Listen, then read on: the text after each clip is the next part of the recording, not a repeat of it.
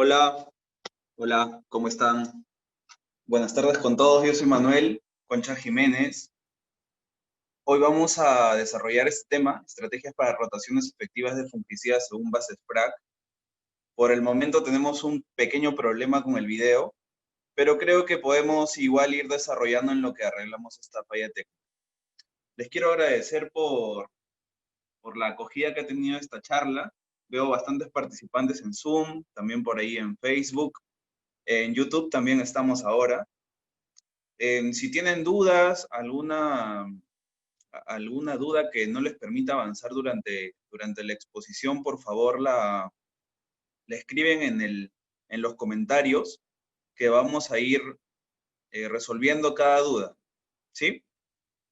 Entonces, a ver, veo algunos conocidos por aquí de participantes. A ver, coméntenme por favor de qué zona son. Por ahí veo a algunos conocidos. Hola Angel, ¿cómo estás? Hola Joel.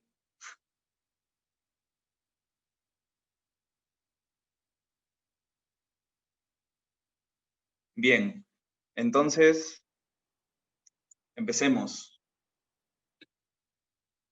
Bien, ¿qué es el FRAC? Seguro muchos habrán escuchado qué es el FRAC, o para qué sirve, o cómo poder aplicarlo, ¿cierto? Pero a veces ese conocimiento es un poco volátil, digamos, no está tan seguro dentro de ustedes. Lo que vamos a tratar de hacer hoy es refrescar esos conocimientos para los que ya saben, actualizarlos también porque eh, nos hemos basado en las publicaciones de este año y de las últimas también de FRAC, y ahora vamos a ver todo este tema. Bien, entonces, para los que han escuchado de FRAC antes, el FRAC es un comité de trabajo para la prevención de resistencia de fungicidas. Hola, hola Octavio, nos están viendo desde Colombia. Hola Octavio. Bien, el FRAC es, como les estaba diciendo, el comité de trabajo para la prevención de resistencia de fungicidas, ¿ok? Está conformado por miembros de las compañías agroquímicas, las más grandes internacionales del mundo. Ellos tienen especialistas en este comité. También por asesores independientes, ¿sí? Y lo que buscan, realmente el objetivo de realizar este comité es difundir estrategias para el buen manejo de fungicidas y bactericidas y también prevenir el desarrollo de resistencia de fitopatógenos. Bien, ¿y por qué es importante utilizar un código FRAC? ¿Por qué es importante la clasificación? ¿Por qué es importante seguir este patrón? Bueno, es importante porque si tú, digamos, sigues las estrategias o las recomendaciones o sugerencias para que evites la generación de resistencias, entonces obviamente vas a garantizar rendimientos y calidad óptimos de tus frutas, de las hortalizas que tú manejes. También vas a poder mantener la eficacia de las opciones existentes. ¿Ustedes saben cuánto tiempo aproximadamente en años se tarda generar una nueva molécula? Algunos estudios mencionan que 6, 8, 10 años para generar una molécula. Y la pérdida de la eficacia de esa molécula podría ser de repente en 3, 4 o 5, con un uso desmedido. Entonces, la velocidad con la que salen moléculas nuevas es mucho menor a la velocidad con las que se pierden la eficacia de estas moléculas existentes. Por último, también, para que las personas, los usuarios de los fungicidas, reduzcan la presión de la enfermedad en cada una de sus zonas. Por eso es importante utilizar estas recomendaciones de FRAC, estas sugerencias. Bien, entonces ahora vamos al código en sí. Lo que este comité emite al final de cada año es una nueva clasificación de moléculas, de fungicidas, ¿ok? Para seguir avanzando también necesitamos recordar o mencionar algunos conceptos importantes como por ejemplo, ¿qué es el modo de acción? Probablemente muchos de ustedes hayan escuchado modo de acción, que se confunde con mecanismo de acción también y con sitio de acción. Este modo de acción realmente es un proceso celular específico que inhibe cada fungicida en particular. Es decir, puede ser, por ejemplo, Un modo de acción, la síntesis de lípidos, la respiración, la síntesis de esterol, la síntesis de melanina, por ejemplo. Eso es un modo de acción. Y cada modo de acción, dentro de cada modo de acción existen sitios únicos de acción, que son realmente enzimas específicas de los fitopatógenos a las que se unen los fungicidas. ¿Ya? Por ejemplo, un modo de acción que tiene sitios de acción bastante reconocidos son el grupo C, donde están, por ejemplo, las estrobilurinas. ¿Ok? ¿Y de qué depende esta clasificación? Bueno, principalmente de dos factores. Del riesgo de resistencia que puede tener ese fungicida o el patógeno a controlar, y los patrones de resistencia cruzada también. La resistencia cruzada la vamos a definir un poco más adelante. Bien, hablé de resistencia hace un momento. ¿Qué es la resistencia? En palabras sencillas, digamos, es la insensibilidad adquirida y heredable de una generación de fitopatógenos a otra. ¿Ya? Es como la herencia que puede dejar una población de fitopatógenos. ¿Sí? Bueno, este término está un poco científico, técnico, ¿no? ¿Cómo se observa en el campo? Lo que realmente nos importa a los que estamos en campo. Bueno, se observa como pérdida de eficacia o control de un fungicida a un patógeno específico. Y realmente este proceso evolutivo, digamos, por llamarlo así, no es tan complicado si lo vemos desde un punto de vista, digamos, macro. ¿Ya? Realmente no es tan complejo la generación de resistencia. Miren, por ejemplo, ustedes tienen una población de fitopatógenos en su campo. Supongamos Ericife necator en uva, ¿cierto? Ustedes aplican su fungicida. Lo que hacen cuando aplican el fungicida es ejercer una presión de selección. O sea, ya no va a ser una presión natural, sino va a ser una presión inducida, digamos. ¿Ya?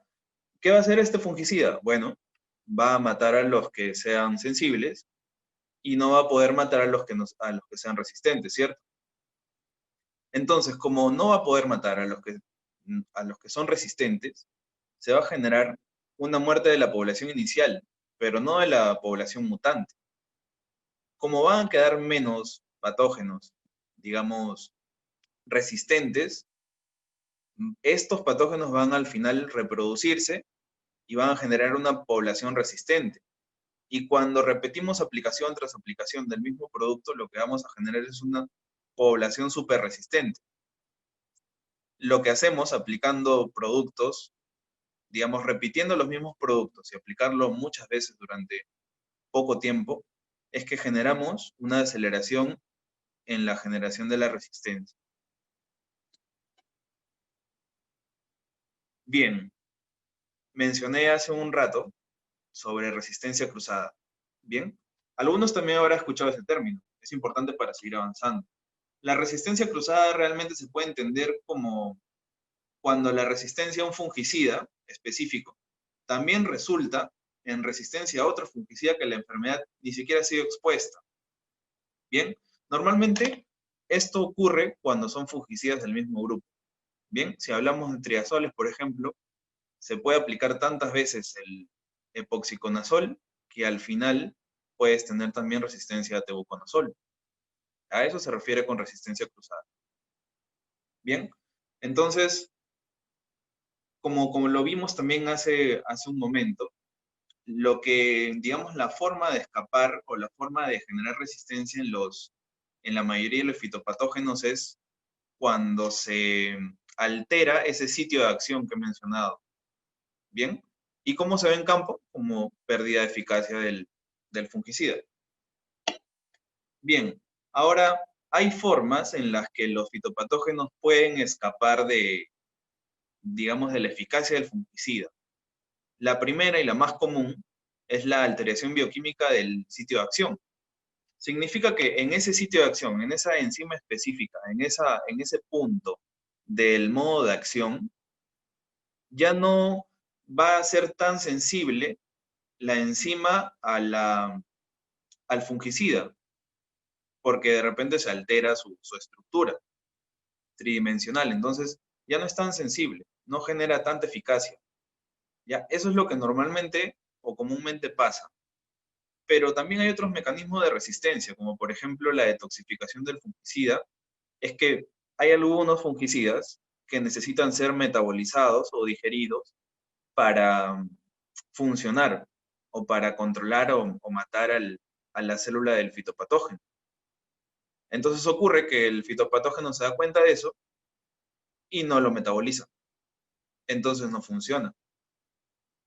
Otra forma también es la sobreexpresión del sitio de acción o sobreexpresión de la enzima. Entonces, supongamos que hay una enzima que está siendo atacada por un fungicida. Entonces la célula del fitopatógeno se da cuenta y empieza a producir más de esa enzima, más de ese sitio de acción, a tal punto que la dosis no va a ser, digamos, no va a ser eficaz para controlar ese fitopatógeno. La última, pero no menos importante, es la expulsión desde el sitio de acción. O sea, llega a entrar la molécula, pero el fitopatógeno, la célula del fitopatógeno, la reconoce y la expulsa. Esos son los 4 mecanismos comunes de resistencia en los fitopatógenos. Bien, entonces todavía no les he mostrado realmente la clasificación o el código, pero aquí pueden ver en esta lámina el resumen de la clasificación hecha por los especialistas del FRAC. Bien, en total, el FRAC está resumido en 14 modos de acción, es decir, 14 grupos, y 79 códigos o subgrupos. Bien, y están definidos así o están categorizados así porque cada modo de acción diferente, o sea, tiene una letra y esa letra se relaciona a un proceso metabólico importante para el fitopatógeno. Por ejemplo, el grupo A se refiere al metabolismo de ácidos nucleicos y ahí dentro hay 4 subgrupos. En el grupo B están los que afectan a las proteínas motoras y del citoesqueleto, hay 6 subgrupos. En el grupo C están los que afectan la respiración. En el grupo D están los que afectan la síntesis de aminoácidos y proteínas. En el grupo E los de transducción de señales. En el grupo F los de transportes o síntesis de lípidos y también de la integridad de la membrana. En el grupo G están los que afectan la biosíntesis de esterol en las membranas. En el H, los que afectan la biosíntesis de la pared celular. En el I, los que afectan la biosíntesis de melanina. Bien, hasta aquí, desde la A hasta la I, son procesos o, digamos, rutas intrínsecas de la célula del fitopatógeno, ¿sí? También se han adherido a la clasificación moderna, otros modos de acción que también son importantes. No sabían dónde clasificarlos los científicos y los pusieron ahí. Y les pusieron ya no una letra después de la I, sino le pusieron una letra más alejada. Por ejemplo, el grupo P agrupa aquellas moléculas que inducen a las defensas naturales de la planta. ¿Sí? Los del grupo U son los que están aún desconocidos, no saben qué modo de acción es. Acá puede pasar que los científicos descubren que, por ejemplo, afecta la respiración y lo colocan en el grupo C. Los del grupo M son los inhibidores de multisitio. Por ahí habrán escuchado que existe el cobre, que existe el mancozeb y otros fungicidas que están dentro de este grupo, del grupo M. No afectan en un solo sitio, sino afectan en diferentes puntos del fitopatógeno. Los NC también hay un grupo de no clasificados, no saben dónde ponerlos. Y en los últimos años se ha agregado este grupo BM, el grupo de los productos biológicos. Actualmente solo tiene 2 subgrupos, pero como van a ver más adelante también, es un grupo bien heterogéneo. Sí, entonces recuerden, 14 modos de acción y 79 códigos en total. Y ahora vamos a dar una leída del código. El interés realmente de esta presentación no era mostrarles cada código en sí qué moléculas habían, porque realmente esto lo pueden encontrar en internet, en la página de FRAC, se lo podemos compartir también sin problemas, es información pública, y el objetivo no es mostrarle uno por uno, sino que sepan qué hacer con este código, que les sea útil. Bien, entonces, para entender este código, que es mucho más grande, la última versión consta de 15 páginas, necesitamos saber qué significan las 7 columnas que ven ahí. La primera ya la hemos definido, ¿cierto? El modo de acción. MOA porque está en inglés, ¿ya? El segundo, la segunda columna, se refiere al sitio de acción y código. Bien, el sitio de acción es el punto específico en donde funciona el fungicida.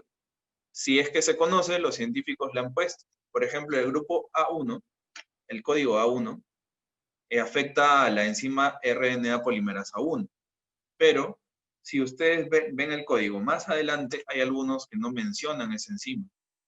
Entonces, si es que ahí lo ponen y si no, la investigarán luego. En el grupo 3 está el nombre del grupo. Normalmente suele ser la molécula más representativa del grupo, o también son acuerdos ya de la UPAC, por ejemplo, para nombrar así ese grupo de moléculas. El número 4, la columna número 4, el grupo químico o grupo biológico, se refiere también a moléculas que tienen similitud en su estructura y también son nombrados por UPAC. Hay bastantes grupos químicos. Si ustedes, por ejemplo, le dicen, por ejemplo, ya, ¿qué afecta la acilalanina? De repente es un conocimiento bastante técnico, bastante teórico realmente, pero mejor es que te digan, oye, la acilalanina es el grupo 4. Ah, ya, ok. El grupo 4 lo roto con un 32, por ejemplo, con un 27. Eso sería más práctico, ¿cierto? Bien, en el nombre común son nombres propuestos o aceptados para ciertos ingredientes activos. Aquí ya ven los ingredientes activos, ¿ya? Por ahí se están mostrando algunos, solo hemos tomado una parte del código y está planteada ahí, pero hay muchos más. Casi todos los ingredientes activos que ustedes conocen están ahí. Luego, en la columna 6 están los comentarios. Y en los comentarios hay información bastante importante, porque es un resumen de todas las investigaciones que se han hecho. Por ejemplo, si veamos solamente el grupo A1 o código FRAC 4. Hay comentarios y los comentarios te dicen que existe, por ejemplo, alto riesgo del uso de esta molécula. Vamos a ver por qué es importante estos comentarios más adelante, para qué nos sirve realmente, ¿ya? Cuando tienen moléculas de alto riesgo, el FRAC, lo que hace es darte ciertas sugerencias, un tipo de tips de manejo para que tú evites generar resistencia. Porque son moléculas muy, digamos, delicadas de trabajar, como pueden ver ahí. Yo recuerdo que había tenido un compañero que me decía, oye, yo solo utilizo metalaxil para esto, metalaxil para todo. Y sus aplicaciones de metalaxil al final estaba utilizando un ingrediente activo de alto riesgo. Él no veía que se generaba resistencia, pero de manera súbita, digamos, en su campo se estaba generando un superpatógeno resistente al metalaxil, sin darse cuenta, por no conocer el código FRAC. Bueno, por último, el código FRAC o FRAC code es un número, a veces número con letra también, y se relaciona directamente al modo de acción y al sitio de acción. Bien, lo que nosotros de repente ni memorizar sería nada más preguntar por el FRAC code o por el código FRAC. Con eso ya nos puede dar bastante información de qué molécula es o a qué grupo pertenece y cómo funciona. Bien, entonces, ya que hemos hablado de resistencia cruzada, de modo de acción, de sitio de acción, de ingrediente activo, ¿cómo podemos evitar la generación de la resistencia? Bueno, realmente no es tan complejo. Simplemente hay que tener mucho cuidado en el manejo. Bien, entonces, por ejemplo, como número uno, un uso efectivo de mezclas. Saber qué mezclar y cuándo mezclar, y cómo mezclar también. Las secuencias oportunas también, secuencias nos referimos a, ok, primero utilizas un código FRAC 11, luego un código FRAC 3, y luego un código FRAC 27, pero también es importante conocer la fenología del cultivo y ver cuándo lo voy a aplicar. Por eso se refiere a oportuno, porque hay un componente agronómico que tenemos que tener en cuenta. Número 3, alternancia de fungicidas. Se refiere a cambiar en cada aplicación de código, ¿no? Hoy aplico 11, después aplico 17, después 19, después 27, después BM2, y después P04, y luego vuelvo al 3, y así. Hay una amplia gama de fungicidas ahí. Ya hemos visto cuántos códigos hay, cuántos grupos tenemos y cuántas moléculas a disposición tenemos para hacer rotaciones. Bien, y en el punto 4 se refiere a otros métodos de control, como por ejemplo el control cultural, el control etológico, bueno, control biológico también. Se refiere a las prácticas de manejo integrado de plagas, de enfermedades de plagas y enfermedades. Bien, respecto al uso de mezclas, ¿por qué es, digamos, necesario utilizar mezclas o para qué me sirve? Bueno, para mejorar el control de fitopatógenos en primera instancia, también para asegurar el control cuando se presenta resistencia a una molécula y para manejar resistencia. Tenemos digamos, unas recomendaciones del FRAC que te dicen, en caso de mezclas, qué productos podrías mezclar o qué categorías de productos podrías mezclar para que, digamos, disminuyas o desaceleres la generación de resistencia. Lo primero sería, por ejemplo, mezclar dos fungicidas de bajo riesgo, ¿sí? Lo otro es mezclar uno de bajo riesgo con uno de riesgo moderado o riesgo alto. Lo otro es también mezclar uno de riesgo alto con uno multisitio, que es diferente al de riesgo bajo. Y otro también puede ser mezclar uno que tenga un sitio que sea de riesgo alto o medio, que actúe en un sitio único, pero mezclas dos con diferentes modos de acción. La idea es utilizar todas las alternativas disponibles. No es, oye, a mí me gusta este producto, es mi favorito, voy a aplicarle y va a salvarme de todo. No es tanto así. Hay muchas alternativas en el mercado y hay que ver cómo funcionan nuestros campos, hay que realizar ensayos, hay que probar para ver cómo evitamos o cómo desaceleramos la generación de resistencia. Entonces, todo esto que he venido hablando me lleva a un punto, a decir, ya ahora, ¿qué hago con esto? Ya me dijiste para qué sirve el código FRAC, ya me dijiste qué es el ingrediente activo, el riesgo, la resistencia, la generación de la resistencia cruzada. Bueno, vean esto, por favor. Para hablar de riesgo combinado tenemos que tomar en cuenta que existe riesgo al usar una molécula de fungicida, es decir, la molécula en sí, digamos, hay un riesgo de usarla repetidas veces y que te genere resistencia. También hay un riesgo en que los patógenos por sí mismos te generen más resistencia que otros. Y también hay un riesgo en el componente agronómico, ¿no? No es lo mismo utilizar un fungicida cuando las condiciones no son favorables a que cuando las condiciones son totalmente favorables para el crecimiento del fitopatógeno. Por ejemplo, si hablamos de mildiu, yo quiero aplicar un fungicida preventivo para mildiu y no está lloviendo. Digamos que puedo controlar ese componente agronómico, no me va a afectar demasiado. Pero si es un día lluvioso, por ejemplo, o tienes una temporada de mucha lluvia, ahí sí afecta, digamos, significativamente el componente agronómico, ¿cierto? Entonces empecemos por acá. Los científicos y especialistas del FRAC nos han dado varias clasificaciones, pero esta de acá es importante porque de los grupos más importantes estamos, digamos, categorizándolos en riesgo de resistencia relativo alto, moderado o bajo.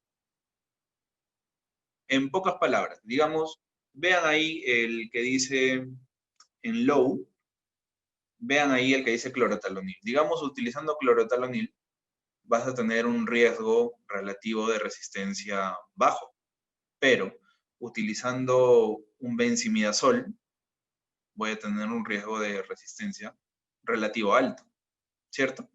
Ahí están los principales grupos, ¿ya?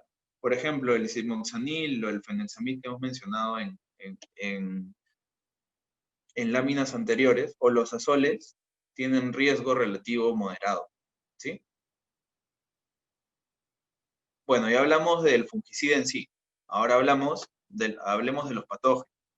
Los patógenos también están clasificados según su riesgo de generación de resistencia. Hay algunos que tienen un alto riesgo de desarrollar resistencia, otros que tienen riesgo medio y otros que tienen riesgo bajo. Entonces aquí están nombrados los que tienen riesgo alto primero. Por ejemplo, la Alternaria alternata, muy conocida para algunos, Botrytis cinerea también, Plasmopara vitícola, Pseudoperonospora cubensis, Pseudocercospora fijiensis también, la cigatoca negra, Piricularia orizae, Ventura inequalis. Hay varios fitopatógenos conocidos por nosotros que están dentro del riesgo, digamos, que tienen un alto riesgo de desarrollar resistencia. Aquí están los de riesgo medio, también son varios. Tienen, por ejemplo, Alternaria solani, conocido por algunos, Bipolaris maidi, Bremia lactucae, el Coletutrichum gloesporioides, Iricife necator, el Oidium de la vid, Levilula taurica, Monilinia, el grupo de Monilinia, por ejemplo, Mycosphagela musicola también, la cigotoca amarilla, Peronospora, por ejemplo, el grupo de Peronospora también, Septoria, Esferoteca también tenemos por aquí, algunas especies de Venturia, Stenphilium vesicarium, por ejemplo. Aquí están los de riesgo bajo. Son menos que los de riesgo medio, pero igual no nos sirven para tenerlos en cuenta. Por ejemplo, acá está Sclerotinia sclerotiorum, Pythium, Rhizoctonia, Puccinia, por ejemplo, Ustílago, Emileia bastatrix, para los amigos de la selva, Fusarium también, el grupo de Fusarium está ahí. Entonces, vean cómo los científicos nos están dando toda esta información y probablemente no la estemos usando, ¿sí? Ya hemos hablado de los fungicidas, del riesgo del fungicida en sí, del riesgo del patógeno, del riesgo de generación de resistencia en el patógeno, y ahora falta hablar del componente agronómico. Ese sí no lo vamos a mencionar a detalle porque es un factor que ya cada uno debería considerarlo, realmente. Ahora les digo por qué. Bueno, hablando de riesgo combinado, los especialistas vieron conveniente elaborar esta tablita, que no es nada complicada, no es una tabla de doble entrada, columna, fila, y le ponen una ponderación a cada uno. Por ejemplo, al grupo de los benzimidazoles y sus amigos le ponen riesgo alto, ¿cierto? Como ya lo vimos hace un rato. Al grupo de los fenilpirroles, por ejemplo, y moléculas parecidas le ponen un riesgo medio. Y a los multicitos le ponen 1. Como ya hemos visto esto, ya nos queda claro. Los de abajo también son importantes, porque hemos hablado de fitopatógenos hace un rato. Entonces, por ejemplo, dijeron, ya, si yo controlo o intento controlar Botrytis, que está lo ven ahí, ¿cierto? Está abajo, a ver si se ve acá está. Si yo intento controlar Botrytis con un benzimidazol, voy a tener un riesgo combinado de 9. Si la escala va de 1 al 9, entonces hay un riesgo bastante alto de generación de resistencia, ¿cierto? En cambio, si yo intento controlar Rhizoctonia con con, por ejemplo, ditiocarbamatos, entonces el riesgo es bien bajito, es 1, ¿cierto? Pero esto funciona dentro de condiciones controladas de laboratorio, digamos. A lo que nosotros tendríamos que ir es, oye, ¿y dónde va el componente agronómico, ¿no? Entonces los especialistas se dieron cuenta de eso. Y hace tiempo lo han propuesto y todavía no lo han aprobado, aparentemente. Pero a esta tabla de doble entrada le han generado una columna adicional para que sea una tabla de triple entrada, donde consideran el componente o el riesgo agronómico.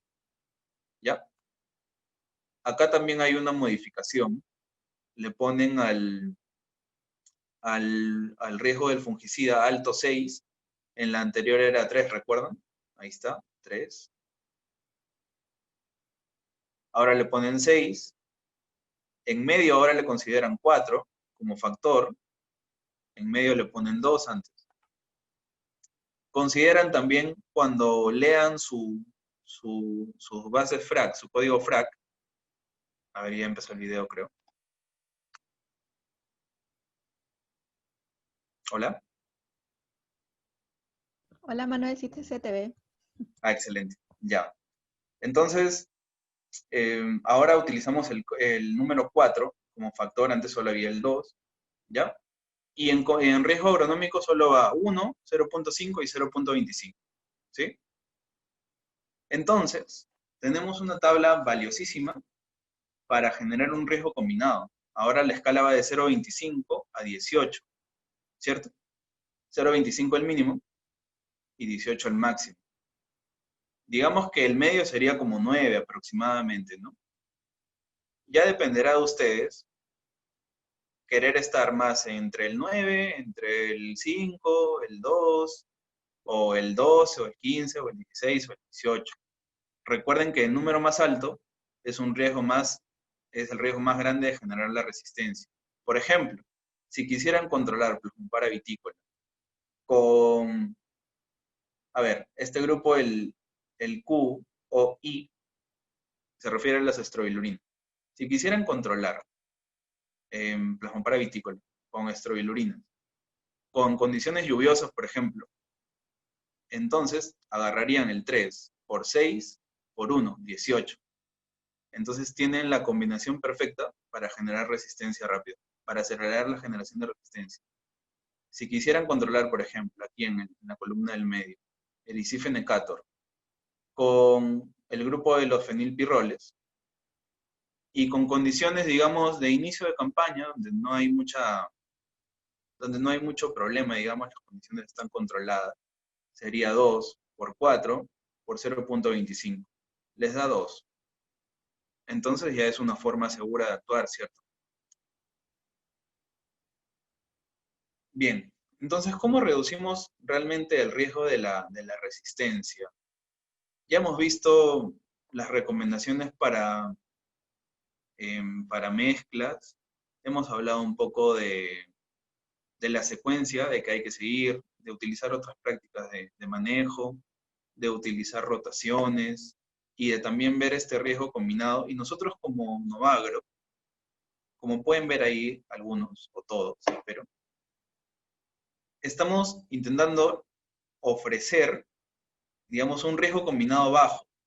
Como pueden ver aquí, de la mayoría de nuestros fungicidas que ofrecemos actualmente, casi todos están de nivel medio hacia abajo. Incluso hay unos que no es conocido, o sea, es menos que bajo. Eso es lo que estamos ofreciendo realmente ahora. Por ejemplo, con Ozone, el tricoderma, es un BM02, es un modo de acción que tiene múltiples efectos descritos. Por ejemplo, puede funcionar por competencia, micoparasitismo, antibiosis y por otros también, por otros modos. Y así tenemos una lista larga de fungicidas. Nosotros estamos por toda la costa, seguimos haciendo los ensayos para validación en campo, seguimos trabajando con las agroindustrias, con los agricultores, los distribuidores, y en fungicidas esto es todo lo que ofrecemos. Vean, entonces, vean la posibilidad en las opciones, en cómo rotar. También nuestros representantes están capacitados para ayudarles con a adecuar, digamos, mejor sus programas de rotación, de tener mejores programas para evitar la aceptación de la resistencia. Bien, entonces vamos a hacer un ejemplito de riesgo combinado, ¿sí? Entonces, por ejemplo, ¿qué pasaría si yo quisiera controlar erisifenol en bits? ¿Ok? Bueno, supongamos que tengo dos opciones. Siempre lo hago con esta molécula, penconazol, y ahora me proponen o quiero utilizar Ozone para controlar la erisifenol. Entonces, por ejemplo, el riesgo del fungicida de Ozone, como es BM02, es un riesgo no conocido, le ponemos 1 porque es un riesgo bajo. Luego, el riesgo del patógeno, esta RP, es 2, porque aquí vimos que erisifenol estaba entre los patógenos que tenían un riesgo medio, ¿cierto? Y por último, el riesgo agronómico. No le hemos puesto las condiciones específicas para que vean que se puede estar dentro de un rango, como mínimo y como máximo. ¿Sí? Entonces, lo mínimo es 0,25, recuerden el factor, y el máximo es 1. Entonces, si hacen la multiplicación, el riesgo mínimo, digamos, que sería controlar erisifenol en bit con Ozone sería 0,5. El medio es 9, más o menos. Y el máximo sería 2. Es decir, prácticamente no hay riesgo de generación de resistencia. Sin embargo, si yo utilizo el penconazol, por ejemplo, u otro triazol para controlar erisifenol en bit, lo que voy a tener es un riesgo mínimo de 2 y un riesgo máximo de 8. Solo con esa molécula, ¿sí? Entonces, ok, la utilizo una vez, no pasa nada, es 8, estoy menos de la mitad. Pero la tengo programada 3 veces. Y no solamente el penconazol, tengo por ahí tebuconazol, tengo propiconazol. Entonces, esos fungicidas están dentro del mismo grupo y actúan en el mismo sitio de acción. Entonces, hay una posibilidad mucho más grande de generar resistencia más rápido. Veamos otro ejemplo. Por ejemplo, si yo quisiera controlar alternaria en arándano, tengo dos opciones. Siempre he hablado con trifloxystrobin y ahora yo lo quiero hacer con peglicán, que es un proteoglucano. Entonces, como peglicán pertenece al P04, le ponemos un riesgo de fungicida 1. Y el riesgo del patógeno es 3, porque está dentro del grupo de las alternarias. Es un riesgo alto. El riesgo agronómico 0,25 mínimo y máximo 1. Entonces, el riesgo combinado le da como mínimo 0,75 y como máximo 3. Vean que no es bajo, ¿no? Y si yo lo controlo con trifloxystrobin, miren, el riesgo del fungicida es 6, está dentro del grupo de los más altos. El riesgo del patógeno es 3, es el riesgo más alto. Y acá podemos tener desde 0,25 hasta 1. Entonces el riesgo combinado me da desde 4,5 en las mejores condiciones agronómicas para mí o para el campo, y las peores para el patógeno, o al revés, las mejores para el patógeno y peores para mí también, de 4,5 a 18. Entonces, ya no solo tendríamos que hablar de, oye, ya roto el 3 con el 11, el 27, el 19, luego el BM02 y luego regreso, sino también habría que considerar este riesgo combinado. Al final, si consideras el riesgo combinado, entonces vas a poder hacer una mejor rotación, que es lo que queremos, ¿sí? Entonces, por mi parte, ya he tratado de resumir toda la información existente en una charla de unos 50 minutos. Espero que haya sido de su agrado. Han dejado sus preguntas en el Zoom y en Facebook, las vamos a ir respondiendo ahora mismo. Y si tienen alguna duda adicional, ahí está mi contacto también. Me pueden escribir, pueden mandarme un correo. Si necesitan la información, podemos enviarles los archivos que tenemos para compartirlos. Es una información pública totalmente. Y espero que lo utilicen, lo empiecen a utilizar en sus campos. Al final los más beneficiados van a ser ustedes. Entonces vamos con las preguntas.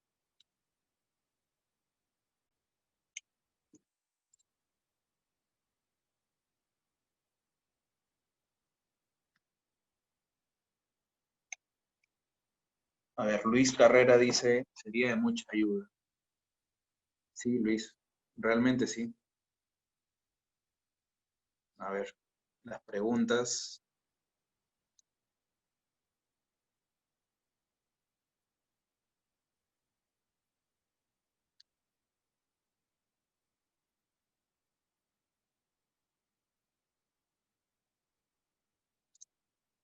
Vanessa, ingeniera Ina, ¿hay preguntas? Hola.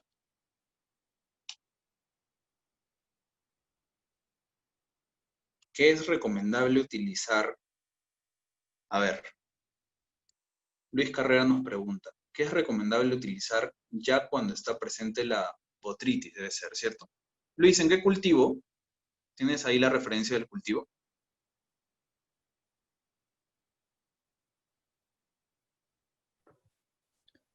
Hola Manuel, hay una pregunta más acá. Dice, buenas tardes, ¿puede ampliar un poco más respecto al riego combinado? Ah, ya, claro. Sí, a ver, repetimos un poquito. Acá, ¿no? Bien, el riesgo combinado se refiere al riesgo que puedes obtener, bueno, combinando el riesgo que te genera el fungicida, el patógeno y el riesgo agronómico, o sea, de las condiciones favorables para el patógeno, ¿sí? Entonces, a ver, ¿no se está viendo mi pantalla o sí? A ver, a ver, está.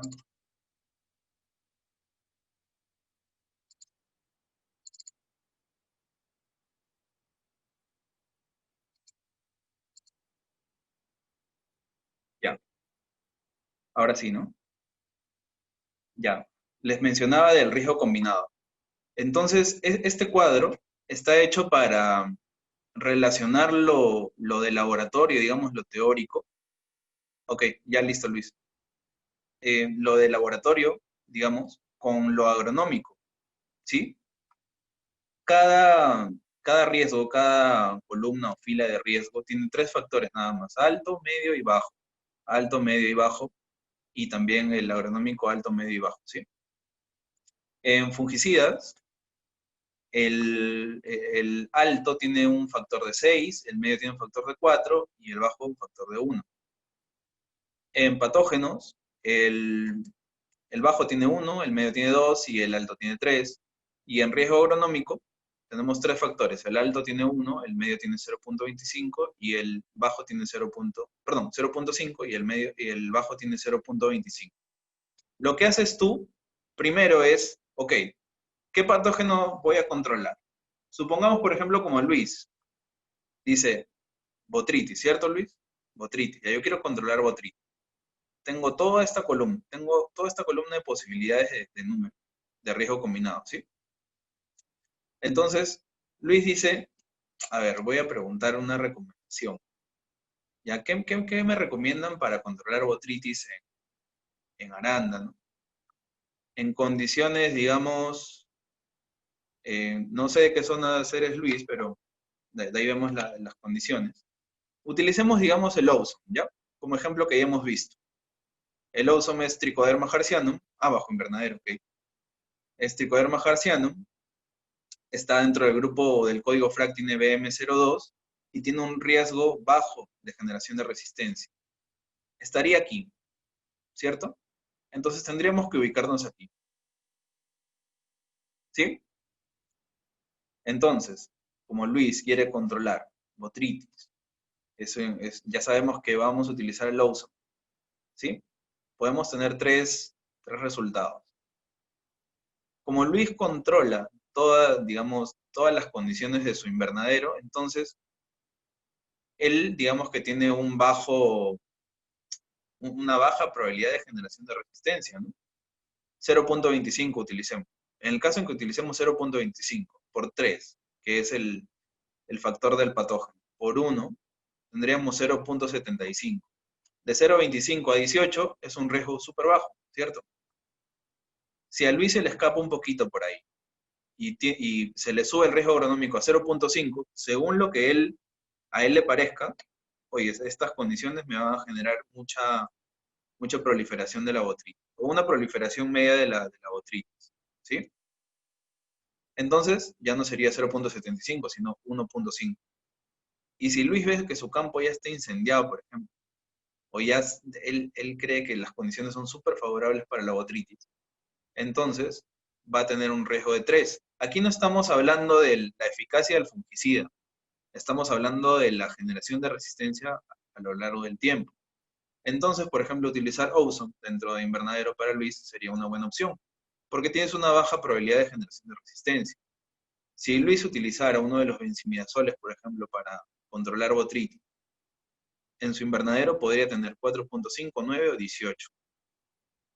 Entonces, si se le ocurre a Luis aplicar 2 veces esto, ya te estás exponiendo el doble a la generación de resistencia. Al final lo que vas a generar es un superpatógeno, una superbotritis, que no vas a poder controlar probablemente con el mismo producto o con los productos que tengan resistencia cruzada al ingrediente activo que has usado. ¿Sí? Eso es respecto al riesgo combinado. A ver, otra pregunta. A ver. Tenemos acá que nos pregunta Bruno Villavicencio. ¿Influye el momento del día en que se aplica un fungicida, sea de día, tarde o noche? Bruno, esa respuesta se relaciona más al fungicida en sí, porque las condiciones no son, digamos, lo que se toma más en cuenta como condiciones agronómicas es una temperatura ya, digamos, promedio, ¿sí? O sea, condiciones del clima más que del tiempo. Entonces, eso se maneja, digamos, por temporadas. Si tú preguntaras, por ejemplo, oye, ¿me recomendarías aplicar un biológico de día, tarde o noche? Entonces la respuesta es sí, claro. Mejor aplícalo durante las primeras horas del día o durante las últimas de la tarde, el biológico. Porque digamos, por su origen, se desarrolla mejor en esas épocas. Pero lo que tú estás preguntando, si influye el día, podrías considerarlo en el riesgo agronómico.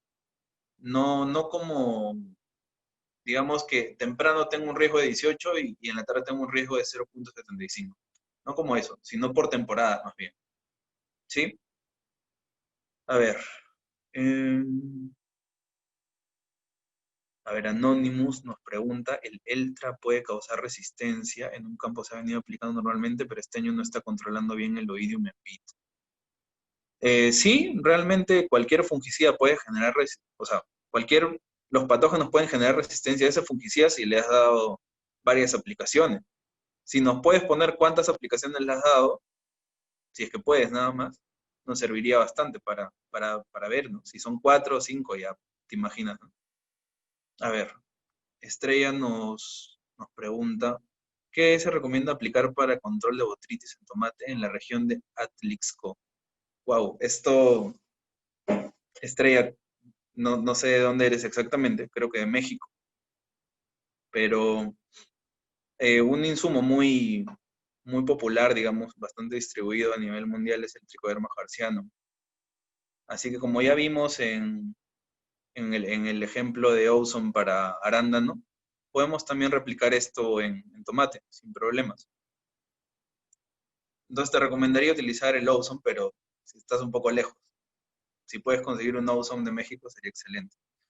A ver, Anderson Rodríguez. Buenas tardes. Para el manejo de botritis en tomate de mesa en condiciones de alta severidad, ¿es recomendable hacer 2 aplicaciones continuas de fungicidas de alto riesgo de resistencia o qué combinaciones se podrían hacer? Gracias.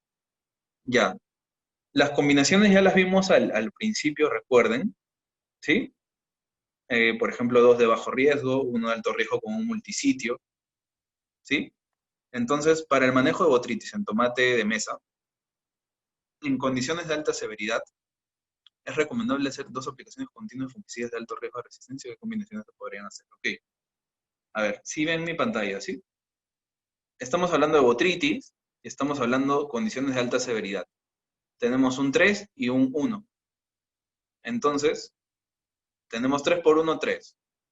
Lo que nos faltaría definir sería utilizar un fungicida de alto riesgo, o de bajo riesgo, o de riesgo mediano, ¿sí? Podría ser 1, 4 o 6.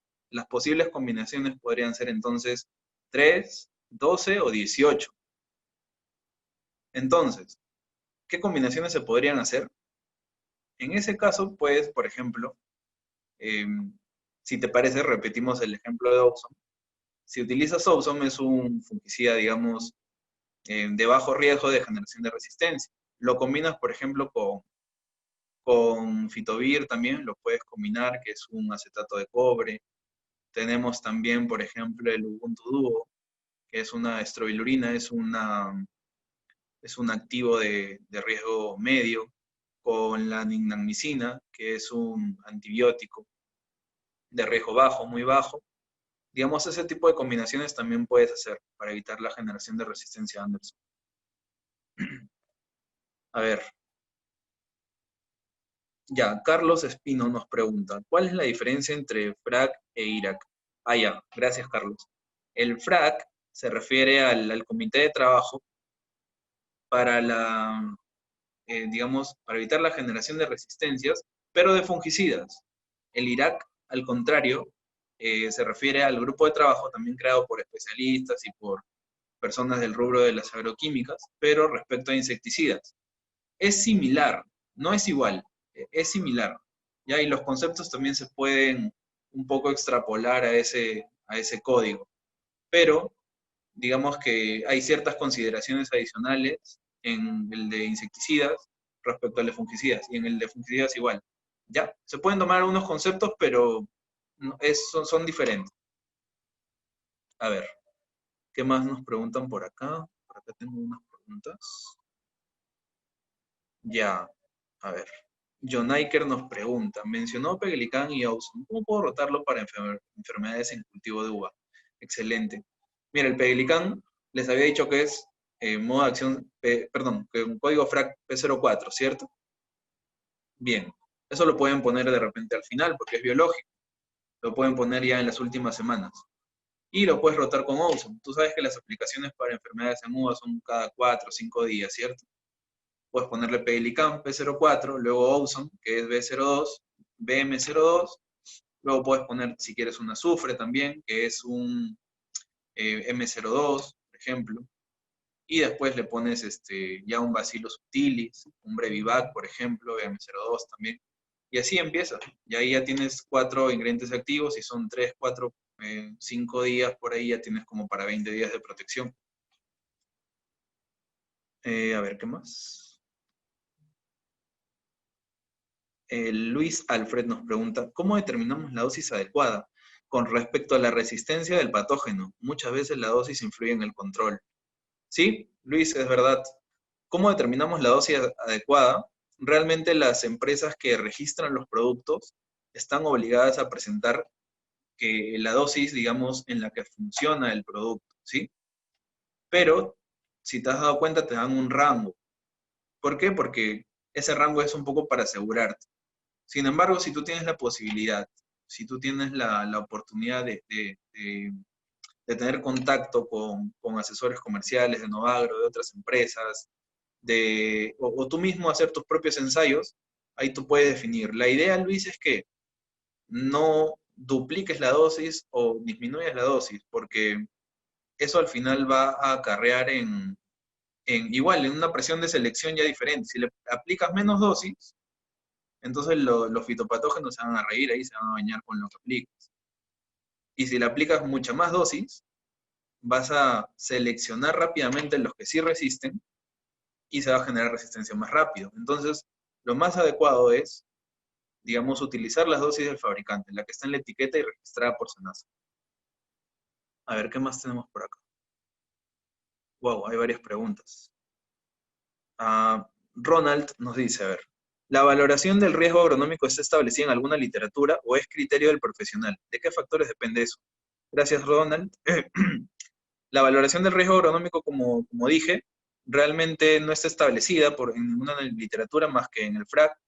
Son recomendaciones de FRAC y es criterio del profesional. Uno que ya lleva mucho tiempo trabajando se va a dar cuenta, oye, ya viene la época del frío, ya sé que voy a tener este patógeno. Oye, no, ya vienen las temperaturas fuertes, ya sé que voy a tener este otro patógeno. Realmente el profesional ya decide ponerle 0,25, 0,5 o 1. ¿Y ahí de qué factores depende? De la temperatura, por ejemplo, de la humedad relativa, entre otros factores. Luis, ingeniero, tricoderma, ¿qué tipos de hongos controla? Realmente un amplio rango, Luis. Puede ser botritis, está registrado, por ejemplo, el Lawson para Oidium de la vid, entre otros fitopatógenos. Realmente los biológicos son importantes porque suelen controlar un amplio rango de enfermedades y si los ubicas bien dentro de tu programa pueden ser de mucha ayuda, de bastante ayuda. A ver, ¿qué más tenemos por acá? A ver, este creo que ya leímos. Valoración del riesgo. Ya, a ver, Miguel Ángel. ¿El aplicar carbendazim a un cultivo hace resistente a los hongos? Sí, Miguel. De hecho, ahí, ok, vamos a prender el video. De hecho, la carbendazina está por acá, para que lo veas tú mismo. Ah, bueno, no ha salido. Pero sí, la carbendazina es uno de los activos que están dentro del grupo de alto riesgo.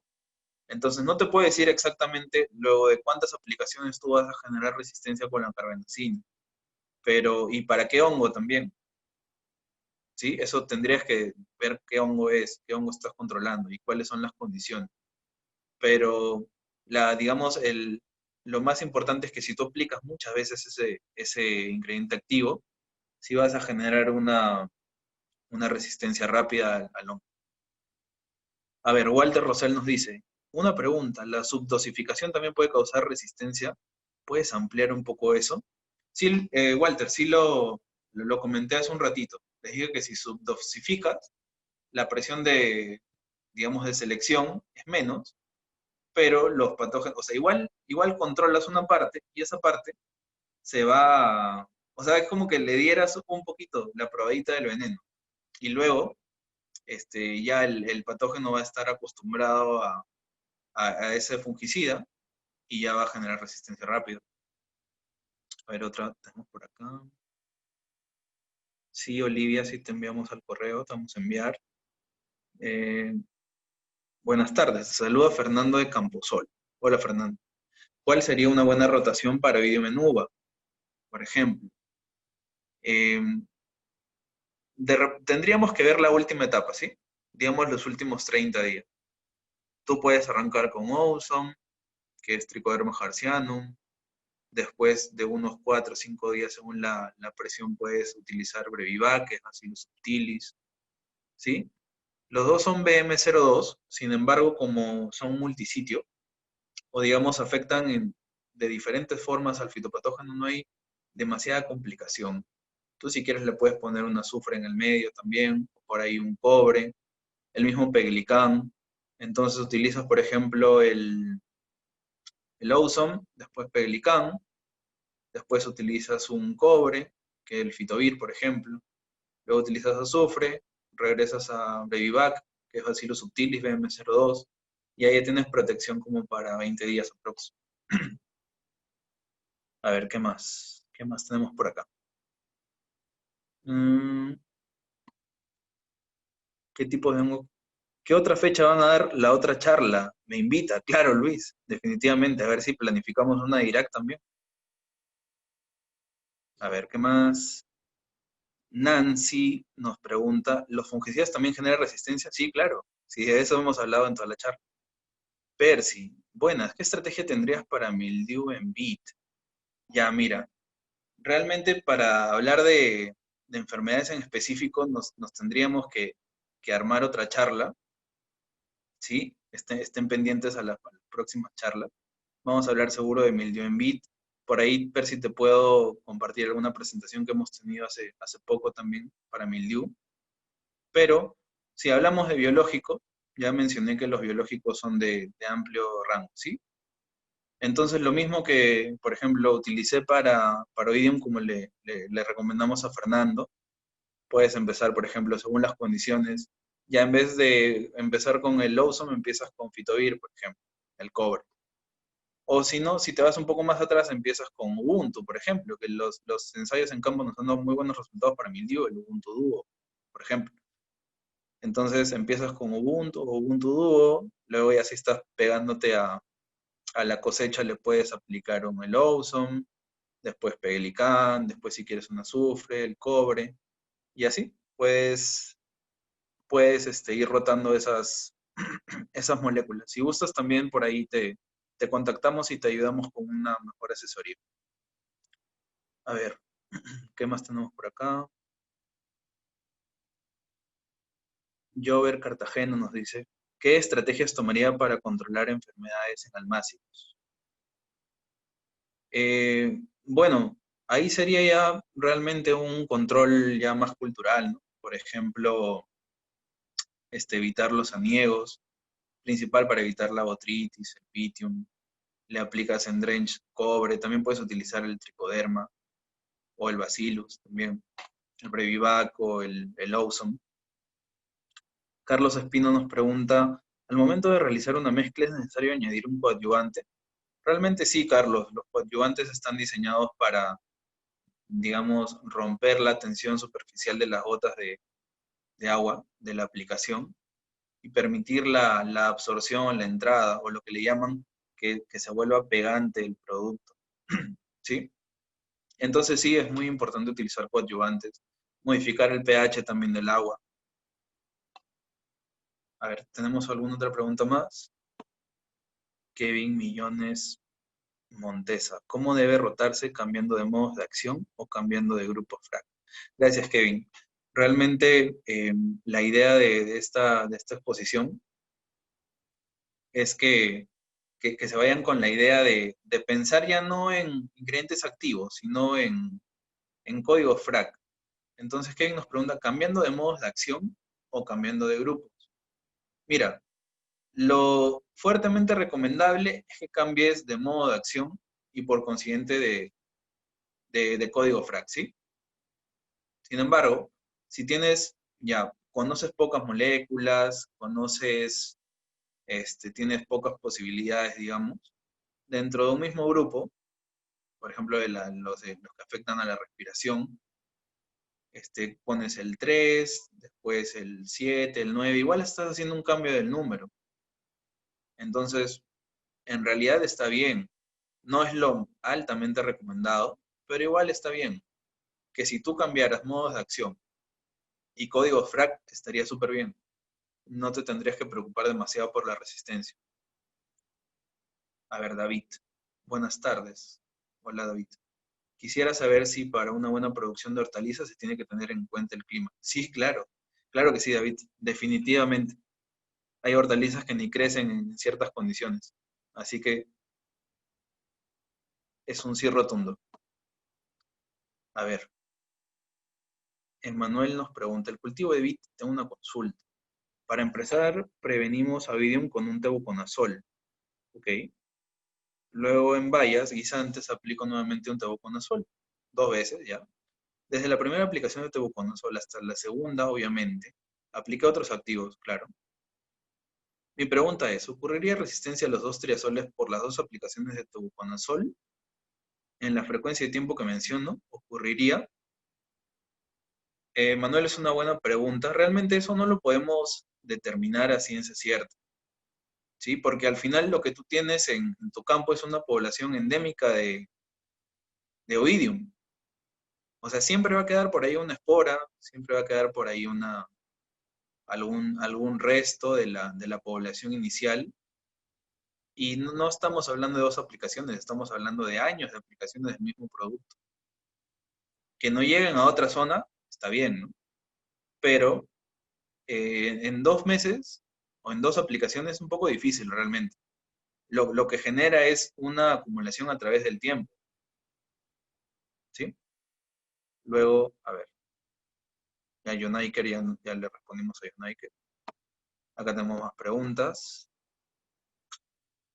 Carlos Collavino, para el oídium en páprica. Mira, Carlos, así con lo que hemos visto, sencillo nada más. Mezclas, por ahí, haz tus pruebas con Ubuntu, Ubuntu Duo. Utiliza a ojo cerrado el Awesome y también Pelican. Palabotritis también, que está registrado en Páprica, Eugenol. Es un grupo muy interesante. Los ensayos con Eugenol dan muy buenos resultados. Si tienen oportunidad, vean los resultados de Eugenol en sus campos. A ver qué más. ¿Qué fungicida recomiendas para el control de fusarium en maíz? Daisy Rojas. Bueno, lo más sencillo de Daisy es utilizar un cobre. Por ejemplo, el Fitovir puedes aplicar. O Ubuntu también. A ver, ¿qué más? ¿Qué más? Buen día, soy de Majes Arequipa, tengo un cultivo de páprica donde mi campaña comienzo con temperaturas de mínimo 10 grados y máximo 20. Primavera, verano llego 15, máximo 28. ¿Cuál podría ser una alternativa de rotación de fungicidas? Para, Carlos, ¿para qué enfermedad sería? Ya por el tiempo de repente no lo podemos responder ahora, pero si me dejas un mensaje, si no dejas un mensaje en la página, ahí te respondemos. Gracias.